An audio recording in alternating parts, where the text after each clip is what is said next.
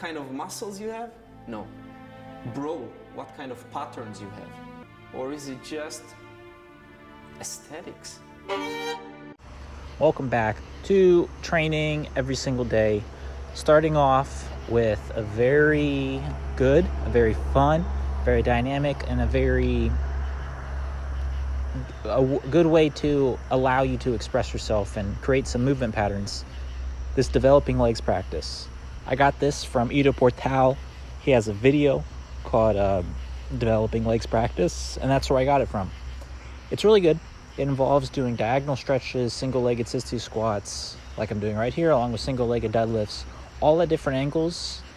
And ideally, you eventually want to be able to transition between them, but I'm still kind of mastering them individually. Do them one at a time in like a preset sequence.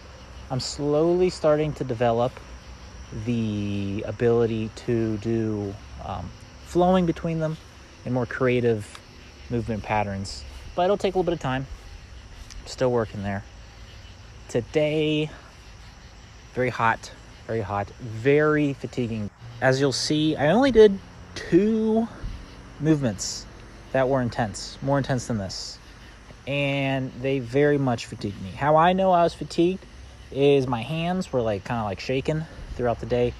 My wrists were like done for after this one, so I just did one stalder press. Hopefully I'll be able to do another stalder press tomorrow, and then I also did some one-arm pull-up work, just the negatives, or as much as I could. But the stalder press I think was pretty good. I was able to get up into somewhat of a decent handstand. Fell over to the front, but that's okay. And then I saw a deer. This was a very there's like a deer family that lives around my house. I live like in the woods, kind of. So these deer come by. Normally they kind of run away when they see me, but this one just did not seem to care. Seemed to just keep eating, looking at me, and just kept eating leaves. So yeah, I was real fatigued after doing that handstand press and the pull-up that you're about to see here. Took a good nap. I'm gonna need to go to the store tomorrow, get some food. Haven't really quite decided what to get. I was feeling maybe ground beef. I've been doing a lot of like bulk meats, like bulk steaks, bulk ribs, and I'm just getting tired of using the air fryer. Here I'm doing some one-arm pull-up work, just trying to do the negative as much as I can. This actually seems to be like slightly worse than I did in the past. Not sure why. So I ended up following up with some pull-ups, but still doing the movement. At least the integrity of my shoulder and my arms feel easier doing it, even though I guess I'm not holding it for that much longer. But I think if I just stick with it, I might be able to get the one-arm pull-up eventually. I'd like it, but I'm not like super motivated to do it. It gives me something to do with pulling, because I'm really not focused on pulling, and just something that I can it gives me a little bit of motivation. And then here I finish off with some nighttime stretching, with some juggling. This was right after I ate, so I didn't want to do any strength work in the legs, so I'll just have to do that tomorrow. I'll do some wide splits hold as much deep as I can, using the wall and juggling is what I did here. That's very good. Things you should learn to do.